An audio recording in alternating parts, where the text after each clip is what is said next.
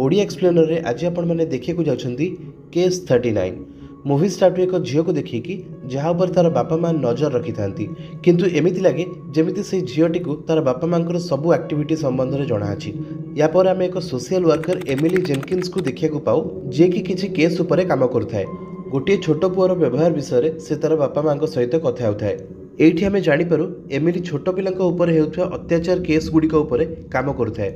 एबे ताको आउ गोटे केस उपर इन्वेस्टिगेट करिया को दिया जाए जहाँकि तार 39तम केस होबाकू जाउथाए। सेथिपई ए फिल्मर ना केस 39 रखा जाइछि। ए केस थिला एक 10 वर्षर छोटिया झील लिलिथ उपर जार स्कूल रे तार मार्क ए ग्रेड रु डी ग्रेड हो जाइथाए। इवेन से निज बापा माँ पाखे डरी डरी रोथाए। एमिलीर ए केस टी को इन्वेस्टिगेट करिवार इच्छा न थाए किंतु लिलिथर निरीह मुह को देखि से तार पेरेंट्स मानक देखा करिया जाए। सेठिकी जाई ताकू संदेह हेबाकू लागे कारण तार बापा माँ अद्भुत प्रकार व्यवहार करथांती आउ झीटी सेठी डरिकी बसी थाए। एमिली जानी जाए बोधे झीटी सहित घरे ठीक से व्यवहार करा जाउ नाही आउ से निजर डिपार्टमेंटर हेड वेन को यही कथा कहे किंतु अत्याचार हेउथुवार किछि सठिक प्रमाण नथिवा जोगु वेन तार कथा को इग्नोर कर दिए। एबे एमिली सीधा जाए डिटेक्टिव माइक बैरो पाखकू आउ से मध्य से कहे कि बिना प्रमाण रे आमे किछि भी एक्शन नहीं परिबानी।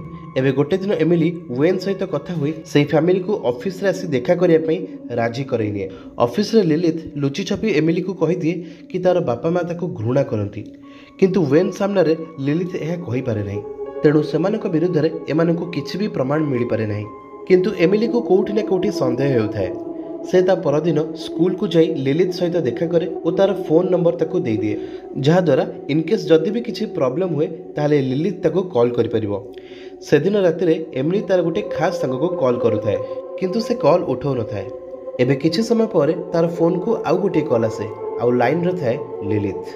से डरी डरी कहवा को लगे कि तार बापा माँ आज ताको मारिदेवे आउ ताको बहुत जोर निद मध्य लगुची। एतिके कॉल डिस्कनेक्ट हो जाए। एबे लिलिथर पेरेंट्स ताको एक ओवन भितर जड़े की मारिबा को ही जाउथांती। एतिके बेले एमिली और डिटेक्टिव माइक सेठी आसिक पहुंची जाती और ताको बंचाई नियंती। तार बापा माँ को मेंटल हॉस्पिटल को पठाई दिया जाए कारण जजेस माने भाबुथांती कि कौनसी साधारण लोक एमिति केबे हेले भी करि परिबो नाही किंतु सेमानक कथा केही भी विश्वास करू नथांती आउ सेमाने कोन कहउथिले ताहा मु आपनको किछि समय परे कहिबी जहा जानिला परे आपण माने एकदम आश्चर्य होई जिवे। लिलिथ को चिल्ड्रेन होम को पठाई दिया जाए किंतु तार सेठी रहबा पई जमारो भी इच्छा हो नथाए। से निजर मीठा मीठा कथार एमिली को एमिति भाविबा को बाध्य कर दिए जेमिति कि सेई दुई जनक भितर एक माँ और झील भली संपर्क रही। एमिली एथिपाई रेडी न थाए किंतु बहुत भाविबा पर से निजर पैनलिस्ट मान को रिक्वेस्ट करे कि लिलिथ को एक सुस्थ परिवेश दरकार जेतेबेले जाए ताको एक भल फैमिली एडप्ट कर नैछंती। पैनलिस्ट माने ए कथारे राजी हो जाती और लिलिथ एबे एमिली संगरे तार झील होई ता घरे रहबा को लागे। एमिली लिलिथ को कैमोमिल पीवा को दिए जहाँकि एक प्रकार हर्बाल टी होता है आउ एथिरे बहुत सारा एंटीऑक्सीडेंट्स थाए जहाँकि निद आसबारे बहुत हेल्प करे। ये छोट जिनसटी को मुझे आपन को एइथिपाई कहूची कारण शेष में यार एक बड़ रोल रही।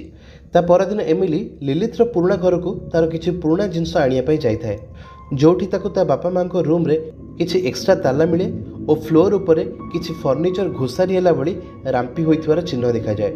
सेठी ताको बहुत सारा होली क्रश और बाइबल रखाइथवार मध्य देखिया को मिले आउ कहानी एबे केउ मोड़ नेउची ताहा हमको टिके टिके जणा पड़े आउ एठी एमिली को लिलिथ ऊपर टिके संदेह हुए किंतु से ताहा इग्नोर कर दिए। एबे लिलिथ को एमिलीर जीवन रे आसीबार बेसी दिन होई न थाए किंतु एमिलीर किछि चिन्हा लोकंक जीवन रे अजीब अजीब घटना घटिबाकू लागे जेमिति कि 2 सप्ताह पर ही एमिली पाखकू आसीथिबा एक केस रे इन्वॉल्व थिबा एक छोट पिला डियागो निजर सोईथिबा बापा मां को पिटी पिटी मर्डर कर दिए। तो मु आपनको स्टार्टिंग रे ही कहितली कि एमिली गोटे पिलार पेरेंट्स मानक सहित कथा हेउथिला आउ से पुओटी डियागो ही थिला। इन्वेस्टिगेशन करबा पर माइक एमिली को कहे कि डियागोर घर को तोर घर थिबा एक फोन रु कॉल आसीथिला तापर एही मर्डर होइथिला।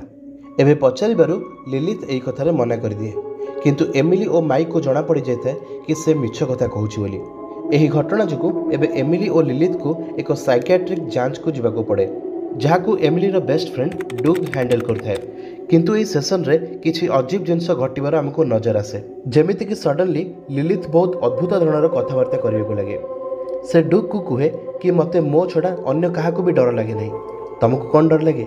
डुग छोट बेलू महुमाछी मानक डर थाए एबे पूरा माहौल टेंशन हो जाए और डुग एमिली को कहे कि मु आगु बहुत छोट पिलांको सह कथा होइछि किंतु ये एकदम अलगा ताहा सह कथा होला बेले मते एमिति लागिला जेमिति कि से मते वार्निंग दउछि से तार सीनियर ऑफिसर को नहीं काली आउथरे इन्वेस्टिगेशन करियो बोली मते कहे से दिन राति रे डुग को एक अजଣା कॉल आसे जो थिरे किछि भी ठीक से सुना जाउ न थाए फोन रखिबा परे तार कान रे बहुत जोरे पेन हेबा को लागे एबे धीरे धीरे गोटिए पर गोटिए महुमाछी तार कानरू बाहर को लगती आउ ताकू लगे जमिति ता देह सारा महुमाछी माने चालुछंती आउ बस यह द्वारा ताकू बहुत कलबल लगे जहाँ द्वारा से बाथरूम रे पड़ जाए और तार मुंड फाटी जावा द्वारा सेठी से मरी जाए। ए सब घटना पर एमिली को एबे लागुଥାଏ कि असल रे लिलिथर बापा माँ पागल नुहंती एबे लिलिथ संगे रहिबाकू ताकू आ भल लागु न थाए कारण से जानी पारुଥାଏ कि लिलिथ जोगु एई सब मर्डर हेउछि से लिलिथ को मारिबाकू चेष्टा करे किंतु सेथिरे से फेल हो जाए। फ्रेंड्स आगु को थिबा कहानी आपण मानकू पार्ट 2 रे देखिया को मिलिबो।